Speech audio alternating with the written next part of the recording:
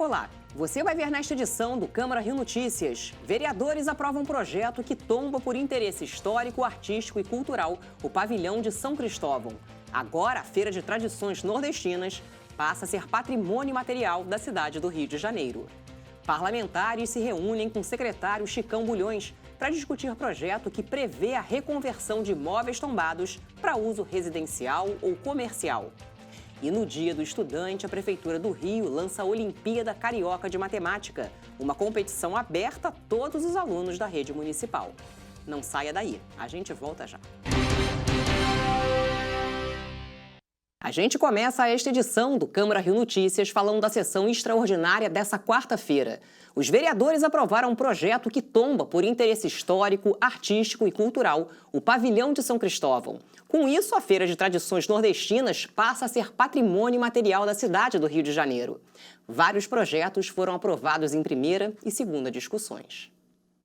Foi uma longa sessão extraordinária. Os vereadores aprovaram 12 projetos em segunda discussão. Entre eles, o que torna obrigatório o cardápio infantil em bares, restaurantes e similares no município do Rio. O vereador Pedro Duarte pediu adiamento por uma sessão, que não foi aceito. Vejo como um projeto de ordinária. Ele diz que todos os restaurantes, bares e similares na cidade ficam obrigados a oferecer um cardápio infantil e às vezes não é a proposta daquele bar. Quando nós falamos num cardápio infantil, eu acho que é também pensando numa alimentação mais saudável a ser oferecida às nossas crianças. Um projeto muito simples, ele não cria despesas para o governo, é um projeto constitucional. A Câmara também transformou em lei o projeto que institui no calendário do município do Rio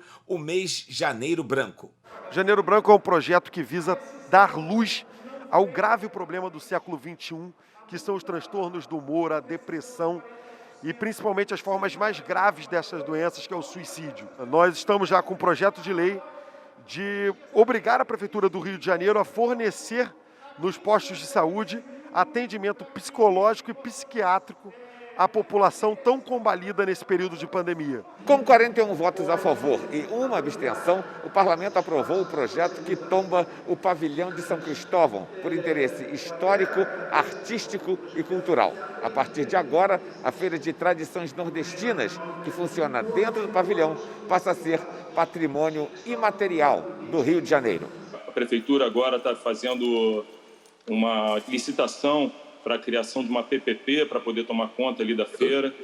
A feira praticamente está falida, né? Eles estão passando uma dificuldade muito grande e eu acho que isso vai ser importante aí para a gente tentar alavancar e tentar recuperar esse patrimônio aí, que é um patrimônio da cidade do Rio de Janeiro. Na verdade, aquele lugar ali era um lugar que chegavam muitos nordestinos e a feira surgiu nesse processo. Então eu faço questão de pedir com autoria, porque de fato eu sou paraibano, sou nordestino, mas aquele é um lugar que tem um pertencimento enorme de muitos nordestinos que constroem o Rio de Janeiro. Os parlamentares também aprovaram a criação da Praça Caio Guilherme na comunidade Vila Aliança, em Bangu, na zona oeste do Rio. O Caio era um adolescente de 8 anos que, infelizmente, com a situação que nós vivemos hoje em nossa cidade, foi assassinado por bala perdida. É uma homenagem que o nosso mandato quer fazer à família, então agora segue para o prefeito e logo, logo a gente fazer essa grande homenagem na praça que é a Praça Gramacho, na Vila Aliança, vai passar a se chamar Praça Caio Guilherme. E teve mais projeto aprovado. O repórter Renato Chapô está ao vivo no plenário e tem as informações. Boa noite, Chapô. Que projetos também foram aprovados? Conta pra gente. Boa noite, Ingrid. Boa noite a todos que acompanham o Câmara Rio Notícias.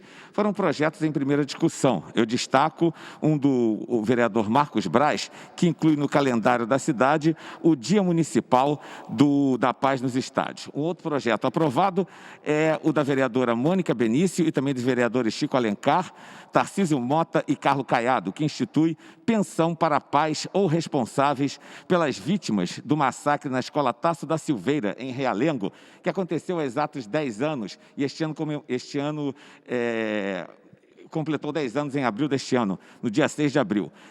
12 estudantes foram vítimas dessa tragédia naquela ocasião. Um outro projeto, aprovado também em primeira discussão, é o do vereador Átila Alexandre Nunes, que cria o Conselho Municipal de Defesa e Promoção da Liberdade Religiosa aqui no município do Rio de Janeiro. Vamos ouvir o que disse o vereador sobre o projeto. Já existe um Conselho Estadual, né, da Liberdade Religiosa. A ideia é que nós possamos trazer aqui para o município de uma forma plural. Eu compreendo, até vejo pelas palavras do vereador Seri, da mesma forma que ele, né? Ou seja, nós necessitamos de diálogo. O preconceito, ele é filho do desconhecimento, da ignorância, de ignorar e desconhecer, muitas vezes, os valores de outras religiões. Então, através do diálogo, né, ressaltando que esse é um conselho que ele não é deliberativo, né? Ou seja, ele serve sim para dar conselhos e ajudar a desenvolver políticas públicas, né, ao Poder Executivo, mas que o poder continua cabendo tanto ao Poder Legislativo quanto ao Poder Executivo. E, por último, ressaltar que ele não gera qualquer despesa, que eu também acho importante, antes que haja crítica nesse sentido. E vereadores que integram a comissão especial sobre as chuvas realizaram hoje a primeira reunião. A reunião contou com a participação de parlamentares online e do vereador Pedro Duarte de forma presencial. A comissão foi criada com a finalidade de acompanhar a evolução das ações que tenham por objetivo minimizar os efeitos das fortes chuvas. Nas audiências do plano diretor, a galera lá do plano diretor, especialmente do Fajardo, mas não eram só eles, e foi especificamente numa que estava também o Newton Caldeira, o vice-prefeito, eles estão anunciando que no plano diretor existirá um sistema de defesa da cidade. Eu acho que uma primeira atividade da nossa comissão talvez seja chamar, né, a galera que pensou esse negócio do sistema de defesa e fazer uma audiência ou uma reunião pública. Não precisa ser uma audiência, a gente pode pensar, para eles apresentarem essas ideias e nós colocarmos as nossas ideias nisso. Ou seja, o que eles estão falando sobre o sistema de defesa? Quanto custa estender a questão das sirenes, dos simulados e de uma série de coisas que acontecem de forma precária no entorno do Maciço da Tijuca para o Maciço da Pedra Branca e para Jericinó. Na reunião de hoje, a comissão definiu um cronograma de trabalho. Definimos um plano de trabalho, 5 reuniões dos principais assuntos que vamos enfrentar. Região, por exemplo, a questão dos alertas, expansão deles na cidade, o sistema de defesa, relacionar com o plano diretor, alguns pontos territoriais para visitarmos e conhecermos. Então, o plano de trabalho vai ser bom ao longo desse semestre. E o nosso assunto agora é a imunização contra a Covid-19. A Prefeitura do Rio espera novas doses para poder retomar o calendário de vacinação dos jovens com 24 anos. Um dos pontos de vacinação do centro mais procurados, o Teatro Municipal, ficou assim nesta quarta-feira. Sem filas e sem a presença dos jovens de 24 anos que seriam imunizados de acordo com o calendário da Prefeitura. A suspensão da vacinação aconteceu após a Prefeitura ter recebido do Ministério da Saúde uma quantidade insuficiente de doses. Segundo cálculos da Secretaria de Saúde, seriam necessárias 68 mil doses e a cidade só recebeu pouco mais da metade. A gente está em pleno inverno, com uma nova variante chegando na cidade do Rio de Janeiro, o número de casos de Covid aumentando, então é muito importante que a gente acelere o calendário. Nosso calendário da cidade do Rio de Janeiro, ele foi baseado no contrato com a Pfizer, nas previsões de entrega do Instituto Butantan e da Fiocruz. Os institutos produtores estão entregando nas datas acordadas ao Ministério da Saúde e a gente precisa que as vacinas que cheguem no depósito do Ministério da Saúde sejam distribuídas em no máximo 24 horas para que a gente possa continuar o calendário sem nenhuma intercorrência. Esta é a 5ª vez que a Prefeitura suspende a vacinação desde fevereiro por falta de doses. A imunização foi mantida para aplicação da segunda dose e para a repescagem dos cariocas de 50 anos ou mais, pessoas com deficiência, gestantes, puérperas e lactantes com 18 anos ou mais. E a Prefeitura do Rio informou agora à noite que a vacinação na cidade segue suspensa para os jovens. Amanhã vão ser imunizadas as pessoas com 45 anos ou mais. E você vai ver no próximo bloco. Câmara do Rio promulga 4 leis. Entre elas, a que prevê o pagamento do 13º aos servidores em 2 parcelas. A Câmara do Rio discute um projeto de lei complementar que estabelece regras para a transformação de imóvel por valor histórico e arquitetônico em unidades comerciais ou residenciais. Nesta quarta, os vereadores participaram de uma reunião com o secretário municipal de Desenvolvimento Econômico, Chicão Bulhões, que esclareceu alguns pontos da proposta da Prefeitura. O PLC 136 de 2019 prevê a reconversão de imóveis tombados e preservados por seu valor histórico e arquitetônico para uso residencial, multifamiliar ou para uso comercial, podendo ser utilizados, dentre outros, como sede de escritórios, clínicas médicas, unidades de ensino e hotéis. Segundo o texto, a reconversão garantiria a manutenção das características de patrimônio cultural, contribuindo para sua permanência na paisagem urbana, ao mesmo tempo que permite uma nova função ou uso apropriado para o imóvel. A medida vale para os imóveis protegidos no centro e zona sul, regiões da cidade que concentram a maior parte dos bens tombados, além de edificações no bairro de Marechal Hermes, na zona norte, e em Santa Cruz, na zona oeste. O projeto de lei complementar deve ser discutido no plenário ainda esta semana. E o presidente da Câmara Municipal promulgou nesta quarta-feira 4 novas leis. Entre elas está a emenda à lei orgânica que assegura o pagamento do 13º salário dos servidores municipais em 2 parcelas, em julho e dezembro. As leis foram aprovadas pelos vereadores e promulgadas pelo presidente da Câmara, Carlos Caiado.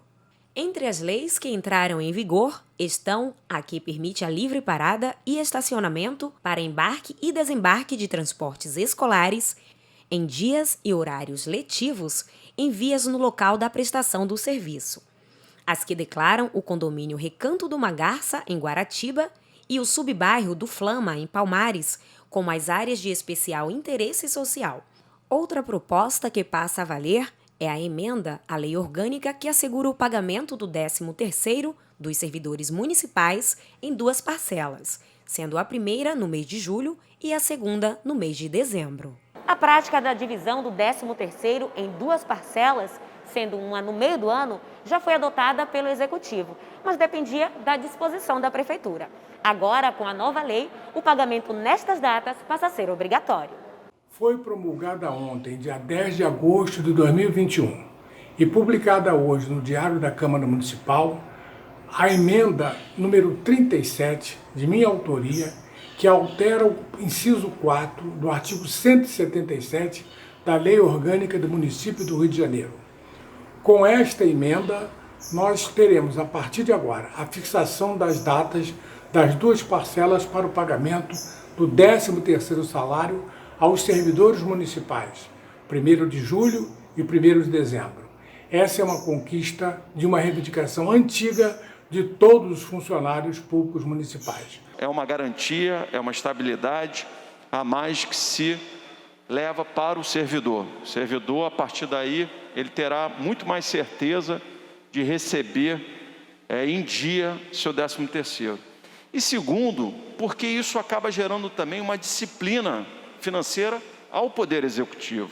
O agente administrativo João Galiza apoia a medida que assegura o pagamento do 13º em 2 parcelas. Ele vem realmente amparar algumas famílias que têm o seu salário defasado e muitas coisas nas escolas, no meio do ano, existem mudanças de período. Então, isso vem a ajudar bastante no salário das famílias. E tem mais um aumento para o bolso do carioca. A Petrobras anunciou hoje um reajuste no preço dos combustíveis que entra em vigor a partir de amanhã. O aumento médio vai ser de 6%, fazendo com que o litro da gasolina chegue a R$ 2,69 nas refinarias da Petrobras.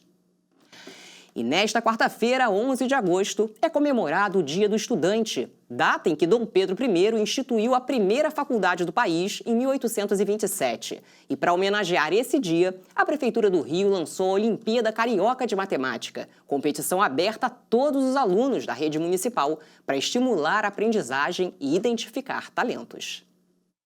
O amor pela matemática fez Yasmin, de 13 anos, se preparar com afinco para esse dia.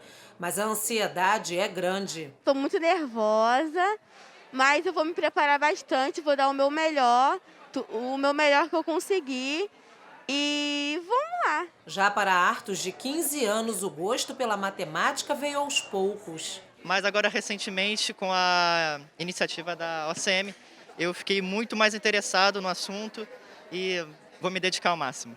O que une esses dois alunos da rede municipal de ensino? Eles se inscreveram para participar pela primeira vez da Olimpíada Carioca de Matemática. Mas por aqui também tem jovens que já participaram de vários Jogos Olímpicos. Miguel, de 14 anos, foi 5 vezes campeão. Mesmo com a pandemia, para mim isso foi só uma oportunidade de conhecer o que eu gostava realmente, entrar nas áreas que eu queria estudar. Mas isso não muda o fato de eu querer continuar estudando matemática e querer continuar tendo premiações. Já o seu xará diz que guarda as 6 medalhas que conquistou em um lugar especial. Eu guardo dentro do meu armário, sim, pendurado, porque eu gosto sempre de abrir lá e olhar para ela.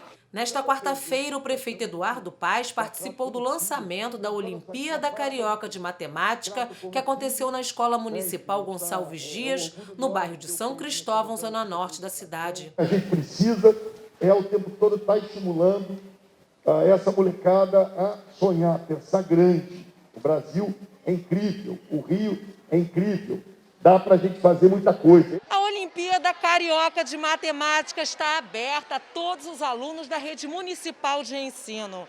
Além das medalhas de ouro, prata e bronze, os 10 primeiros colocados vão ganhar uma viagem para conhecer um parque da Disney e notebooks em prêmios.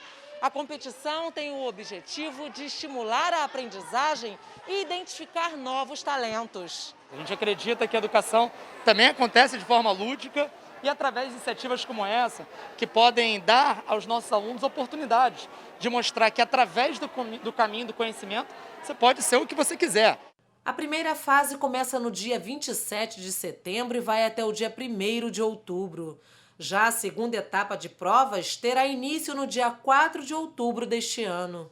Ao todo, 407 mil alunos realizarão a Olimpíada Carioca de Matemática.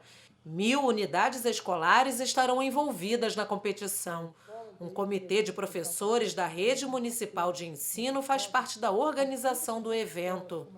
As escolas, com alunos que tiverem bom desempenho, ganharão um laboratório multimaker para a criançada. A Olimpíada inicia na data em que se comemora o Dia do Estudante e serve como um preparativo para a Olimpíada Brasileira de Matemática, uma competição para os estudantes a partir do 6º ano, ensino médio e universitários das instituições públicas e privadas de todo o país. Segundo o diretor do INPA, a prioridade é que jovens de todo o país participem dos Jogos que reúnem atualmente 20 milhões de alunos de escolas públicas e particulares. Não é uma mera competição, é uma política pública da cidade do Rio de Janeiro em prol da educação. Eu tenho planos que com essa Olimpíada do Rio eu possa viajar para receber esses prêmios da premiação dessa Olimpíada que vai começar ano que vem do Rio. Eu tenho esperança de conseguir passar, eu realmente vou tentar me esforçar.